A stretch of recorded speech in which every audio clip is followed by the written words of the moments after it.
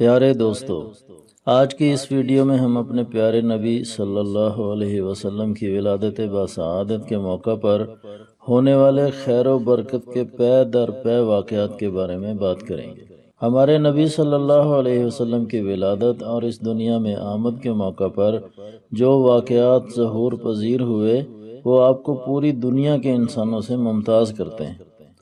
چنانچہ حضرت آمنہ فرماتی ہیں کہ جب آپ صلی اللہ علیہ وسلم کی ولادت کا وقت قریب تھا تو میں نے خواب میں دیکھا کہ میرے جسم سے ایک نور نکلا جس سے کہ شام کے محلات روشن ہو گئے۔ ایک عورت فاطمہ بنت عبداللہ جو میرے حضور صلی اللہ علیہ وسلم کی ولادت کے موقع پر موجود تھی، وہ کہتی ہیں کہ میں نے دیکھا کہ تمام گھر نور سے بھر گیا ہے اور آسمان کے ستارے جھکے چلے آتے ہیں، یہاں تک کہ مجھے خوف ہونے لگا کہ یہ کہیں ہمارے اوپر ہی نہ گر جائیں۔ حضرت عائشہ رضی اللہ تعالی عنہا فرماتی ہیں کہ ایک یہودی مکہ میں تجارت کی غرض سے آیا ہوا تھا۔ جس شب میرے حضور صلی اللہ علیہ وسلم کی ولادت ہوئی تو وہ قریش کی ایک مجلس کے پاس آیا اور ان سے پوچھا کہ کیا آج رات کوئی بچہ پیدا ہوا ہے؟ تو قریش نے جواب دیا کہ ہمیں معلوم نہیں۔ تو اس نے کہا کہ ذرا پتہ تو کرو، کیونکہ آج شب اس امت کا نبی پیدا ہونے والا ہے۔ لوگ فوراً اٹھے، تحقیق کی تو پتہ چلا کہ عبداللہ کے گھر بیٹا پیدا ہوا ہے۔ تو اس نے کہا کہ مجھے ذرا اس بچے کے پاس لے چلو۔ چنانچہ جب اسے میرے حضور صلی اللہ علیہ وسلم کے پاس لایا گیا تو اس نے آپ صلی اللہ علیہ وسلم کے دونوں شانوں کے درمیان مہر نبوت دیکھی اور بے ہوش ہو کر گر پڑا۔ جب ہوش آیا تو کہنے لگا کہ ہائے افسوس، آج نبوت بنی اسرائیل سے چلی گئی، اور کہا کہ واللہ یہ بچہ تم پر ایک ایسا حملہ کرے گا جس کی خبر مشرق و مغرب میں پھیل جائے گی۔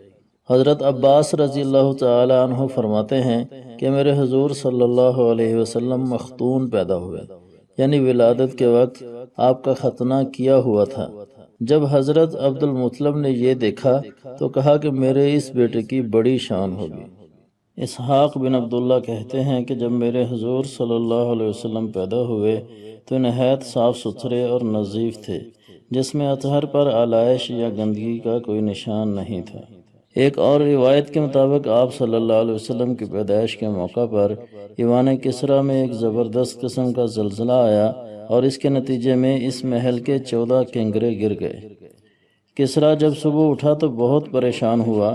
اس نے اس وقت کے عالموں کو اکٹھا کیا اور اس واقعے میں چھپے اسرار کے بارے میں جاننے کی کوشش کی تو ایک عالم نے بتایا کہ معلوم یہ ہوتا ہے کہ اس امت کا نبی پیدا ہو گیا ہے، جس کے ہاتھوں سے ایک دن یہ روم فتح ہوگا۔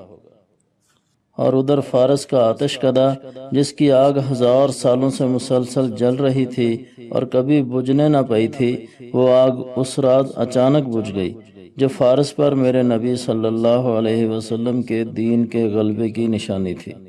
بحیرہ ساوا خشک ہو گیا اور اس کے گرجے زمیں بوس ہو گئے۔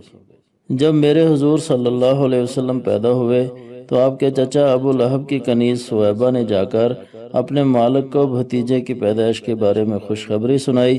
یہ خبر سن کر ابو لہب نے خوشی سے اپنی انگلی کا اشارہ کرتے ہوئے اپنی کنیز کو آزاد کر دیا۔ پھر مرنے کے بعد کسی نے ابو لہب کو خواب میں دیکھا کہ بہت بری حالت میں ہے۔ پوچھا کہ تمہارا کیا حال ہے؟ تو اس نے جواب دیا کہ میں نے مرنے کے بعد کوئی راحت نہیں دیکھی مگر صرف اتنی کہ سویبہ کو آزاد کرنے کی وجہ سے مجھے انگلی کی مقدار کے برابر پانی پلا دیا جاتا ہے۔ اور رضاعت کے دوران حضرت حلیمہ نے نبی پاک صلی اللہ علیہ وسلم کی برکت کے ایسے ایسے مناظر دیکھے کہ سراپائے حیرت رہ گئیں۔ ابن اسحاق کہتے ہیں کہ حضرت حلیمہ سعدیہ خود بیان کیا کرتی تھیں کہ وہ اپنے شوہر کے ساتھ اپنا ایک چھوٹا سا دودھ پیتا بچہ لے کر دودھ پینے والے بچوں کی تلاش میں نکلیں۔ یہ قحط سالی کے دن تھے اور قحط سالی نے کچھ باقی نہ چھوڑا تھا۔ میں اپنی سفید گدی پر سوار تھی اور ہمارے پاس ایک اونٹنی بھی تھی، لیکن بخدا اس سے ایک قطرہ دودھ نہ نکلتا تھا۔ ادھر بھوک سے بچہ اس قدر بلکتا تھا کہ ہم سو بھی نہیں سکتے تھے۔ نہ میرے سینے میں اس بچے کے لیے کچھ دودھ تھا اور نہ ہی اونٹنی اس کی خوراک دے سکتی تھی۔ میں اپنی گدی پہ سوار ہو کر نکلی تو وہ بھی اتنی سست رفتار نکلی کہ پورا قافلہ تنگ پڑ گیا۔ خیر ہم کسی طرح مکہ پہنچے اور ہم میں سے کوئی عورت ایسی نہ تھی جس پر محمد صلی اللہ علیہ وسلم کو پیش نہ کیا گیا ہو، لیکن سب نے یتیم سمجھ کر آپ کو چھوڑ دیا۔ ادھر جتنی عورتیں میرے ساتھ آئی تھیں سب کو کوئی نہ کوئی بچہ مل گیا، بس میں ہی ایک ایسی تھی جس کو کوئی بچہ نہیں مل سکا تھا۔ پھر میں نے محض اس بنا پر یہ بچہ لے لیا کہ مجھے کوئی اور بچہ نہیں مل رہا تھا، لیکن جیسے ہی بچے کو لے کر میں اپنی جگہ پر واپس آئی اور بچے کو اپنی آغوش میں ڈالا تو میری چھاتیاں دودھ سے بھر گئیں اور دونوں بچوں نے خوب سیر ہو کر دودھ پیا اور پھر سو گئے۔ حالانکہ اس سے پہلے ہم اپنے بچے کے ساتھ سو نہیں سکتے تھے۔ میرے شوہر اونٹنی کی طرف گئے تو اونٹنی کے تھن دودھ سے بھرے ہوئے تھے، انہوں نے دودھ دوہا اور ہم نے پیٹ بھر کر دودھ پیا اور سکون سے رات بسر کی۔ صبح ہوئی تو میرے شوہر نے کہا کہ اے حلیمہ، خدا کی قسم تو نے ایک بابرکت روح حاصل کی ہے۔ میں نے کہا کہ مجھے بھی یہی لگتا ہے۔ پھر صبح ہمارا قافلہ واپس روانہ ہوا، میں اسی گدھی پر سوار ہوئی اور بچہ بھی میرے ساتھ تھا۔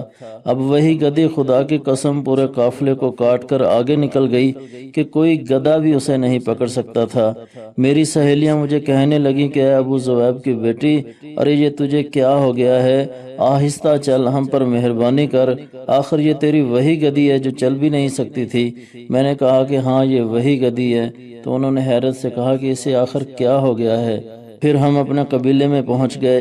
مجھے معلوم نہیں کہ روئے زمین پر کوئی جگہ ہمارے علاقے سے زیادہ قحط زدہ تھی، لیکن ہماری واپسی کے بعد ہماری بکریاں جب چرنے کے لیے جاتی تو آسودہ ہو کر دودھ سے بھری ہوئی واپس آتی۔ ہم دودھ دھوتے اور پیتے، جبکہ کسی اور انسان کو دودھ کا ایک قطرہ بھی نصیب نہیں ہوتا تھا۔ حتیٰ کہ ہمارے علاقے کے لوگ یہ کہنے لگے کہ اپنی بکریاں ادھر چرا کے لاؤ جہاں حلیمہ کی بکریاں چرنے جاتی ہیں، لیکن تب بھی ان کی بکریاں بھوکی ہی واپس آتی۔ پھر اس بچے کے 2 سال ہمارے پاس پورے ہو گئے اور ہم نے جس خیر و برکت کا مشاہدہ اس دوران کیا تھا، ہماری خواہش تھی کہ یہ بچہ ہمارے پاس اور کچھ عرصہ رہے۔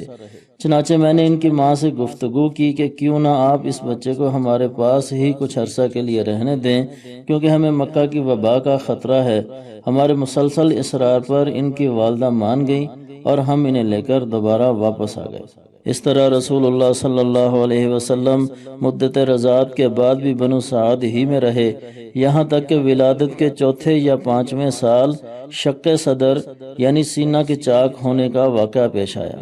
صحیح مسلم میں حضرت انس رضی اللہ تعالیٰ عنہ فرماتے ہیں کہ رسول اللہ صلی اللہ علیہ وسلم کے پاس حضرت جبرائیل آئے۔ آپ اس وقت بچوں کے ساتھ کھیل رہے تھے۔ حضرت جبرائیل نے آپ کو لٹایا اور سینہ چاک کر کے دل کو باہر نکالا، پھر دل سے ایک لوتھڑا نکالا اور اس کو باہر پھینکتے ہوئے کہا کہ یہ شیطان کا حصہ ہے۔ پھر دل کو ایک تشت میں رکھ کر زمزم سے دھویا اور پھر اسی جگہ پر واپس رکھ دیا۔ یہ سارا منظر جب بچوں نے دیکھا تو وہ ڈر گئے اور ڈرتے ڈرتے اپنی ماں کے پاس گئے اور کہا کہ اماں، محمد کو قتل کر دیا گیا ہے۔ یہ سننا تھا کہ حضرت حلیمہ اور ان کے شوہر دوڑتے دوڑتے وہاں پہنچے تو کیا دیکھتے ہیں کہ نبی پاک صلی اللہ علیہ وسلم ایک درخت کے نیچے کھڑے ہوئے ہیں اور آپ کا رنگ اترا ہوا ہے۔ انہوں نے آپ صلی اللہ علیہ وسلم سے جب پوچھا تو آپ نے سارا ماجرا سنا دیا۔ اس واقعے کے بعد حلیمہ سعدیہ کو خطرہ محسوس ہوا اور انہوں نے آپ صلی اللہ علیہ وسلم کو آپ کی ماں کے حوالے کرنے کا فیصلہ کر لیا۔ چنانچہ اس کے بعد آپ صلی اللہ علیہ وسلم اپنی ماں کی آغوش محبت میں رہے۔ تو دوستو، یہ تھے ہمارے حضور صلی اللہ علیہ وسلم کی ولادت باسعادت کے موقع پر ہونے والے چند حیرت انگیز واقعات۔ سیرت النبی صلی اللہ علیہ وسلم کے سلسلہ میں ہماری اگلی ویڈیو تک ہمیں اجازت دیں۔ والسلام علیکم ورحمۃ اللہ وبرکاتہ۔